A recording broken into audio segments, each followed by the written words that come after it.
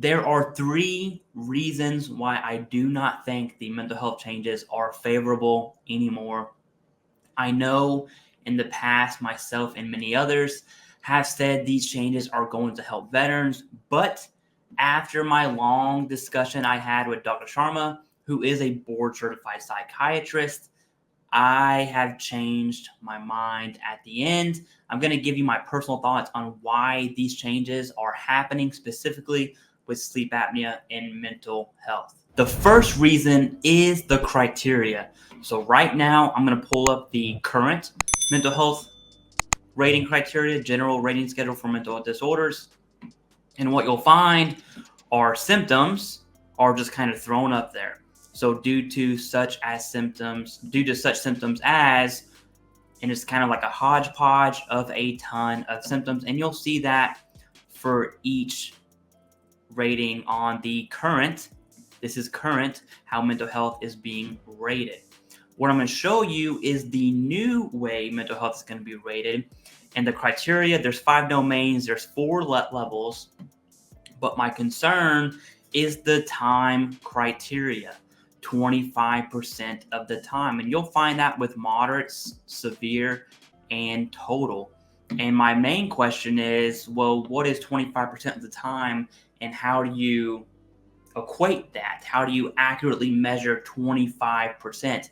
Is it every time I do an action? So every time I drink my Starbucks here, 1 out of 4 times, is something going to happen? Is that a quarter of the month? Is it a quarter of the week? What does that actually look like? And after talking with Dr. Sharma, it's subjective, okay? Which there's always going to be subjectivity with mental health. There's nothing you could do about that. But how do you accurately measure 25% of the time? And think about it, who will be doing this? It's going to be C&P examiners, which is my number 2 reason. C&P examiners, generally speaking, are not going to be the cream of the crop. Your psychiatrists, your psychologists that are just absolutely amazing and understand mental health in full.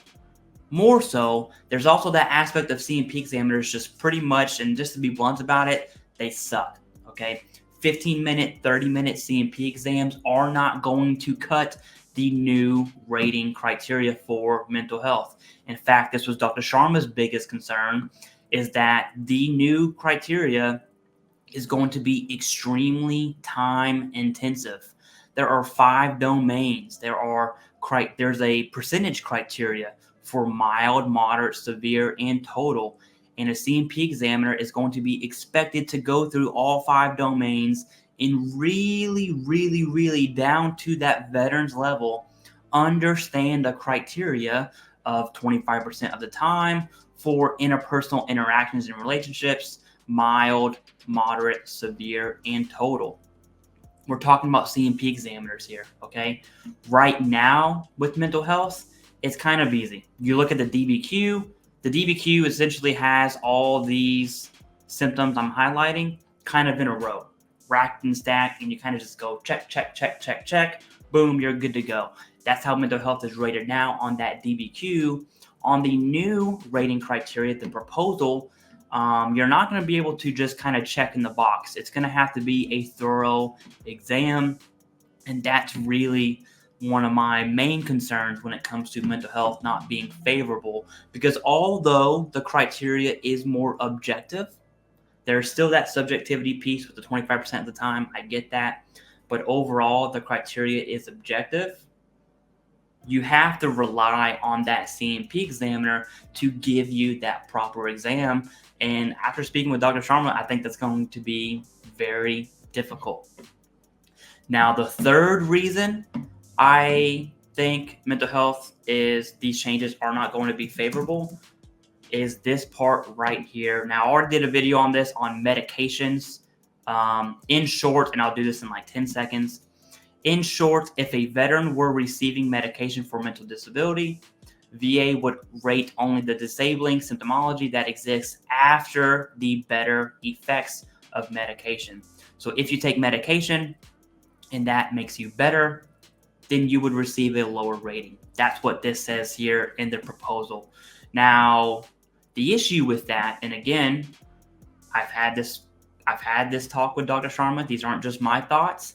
How do you accurately measure symptoms prior to medication and symptoms after medication?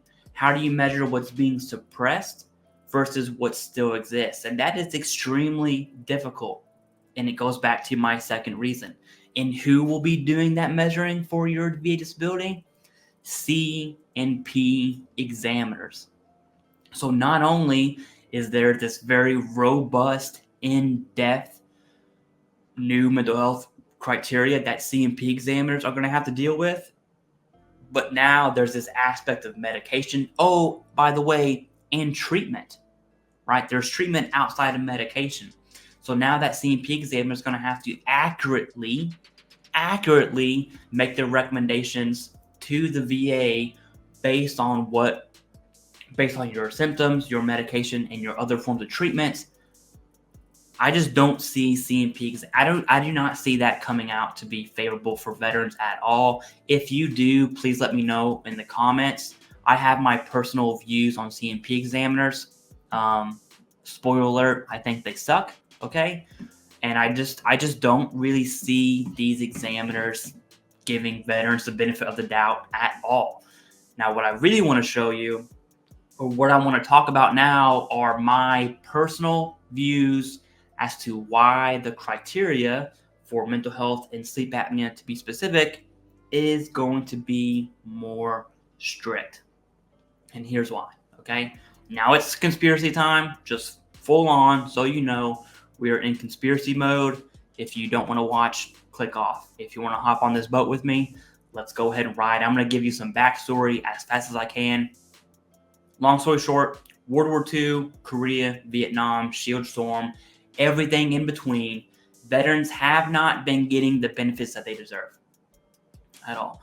Fast forward a bit to 9/11, that kicked off a 20-year war starting in Afghan in 2001, spanning multiple countries and the global war on terrorism. So Iraq, Afghan, Syria, Somalia, pretty much all in North Africa. And there are tons of other countries involved in this as well, with small missions here, small missions there, like to include the Southern Philippines, okay? And these are just naming a few. At the same time of post 9/11, that generation, our generation, we had this lovely thing called the internet. And generally speaking, veterans are being educated and informed, at least to the extent that veteran benefits exist. And who foots that bill? It's taxpayers and Congress, okay? Congress allows the bill to be foot. And let's talk about how much money that is, right? That bill is billions and billions of dollars every single year. So 100% veteran with no dependents is going to make right now $3,737.85. Multiply that by 12 for 1 year, and that is $44,854.20. Okay, which, by the way, is not taxable. That's a key fact there. A quick Google search, you'll find that over 1 million veterans are rated at 100%, and that does not include everyone who's 90 and below. So 1 million, it's a little bit over 1 million. Let's just call 1 million for number's sake. 1 million multiplied by 44,854 equals out to be about 44 billion, almost 45 billion every single year. That is just for 100% no dependents. That does not include GI Bill. That does not include Chapter 35. That does not include all the other benefits that veterans get. Does not include 90% and below. We're talking almost $45 billion every single year. These are facts. If I needed to stop the bleeding on that bill, okay, what I would do is look at the high value claims on what's being commonly claimed from the veteran community. Hello, sleep apnea, 50%, mental health, 70%. Those two right there, if you get mental health at 70, sleep apnea at 50, you're going to have 90%.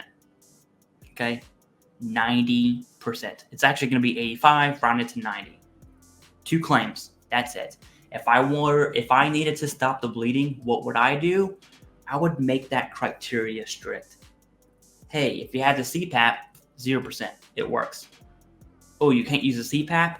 What about the mouth guard, right? Or all the other treatments for sleep apnea? Boom, 0%. That one's gone. Let's look at mental health. Okay, so you do have mental health. Turns out 20-year war, not good for mental health. Who would have thought? But let's make that criteria more strict. So now instead of seeing a lot of 50, 70, and 100%, I'm pretty sure, I'm willing to bet money that we're going to see a lot of 10, 30, and 50%, 50 being the high, okay? Now, these are just my thoughts. I'm a YouTuber. Right now, I'm in a hotel room making videos, posting them on the internet for people to talk crap to me. It's fine. It's okay, right? Say what you want. That's fine. But remember, all of this is speculation. This is a proposal. Yes, these changes are going to come down. No one knows yet. I've always said next year, so 2025, but we don't know. Could be tomorrow, could be next year, could be in 10 years. Who knows? But just because you read it on the internet or you hear it on the internet from YouTube doesn't make it the hard truth whatsoever. We will just have to wait and see the effects of these changes. Let me know your thoughts below. I don't think this is going to be a good change. I genuinely do not believe that. And I'm for all the videos that I've said that, and it could be, it very well could be, I could be wrong. I hope I'm wrong. But all the videos I said where the changes are favorable, I'm going to retract those statements. I am retracting every single statement right now. I'm retracting every single statement that mental health is going to be favorable, because I don't think it is. I genuinely do not believe that it is.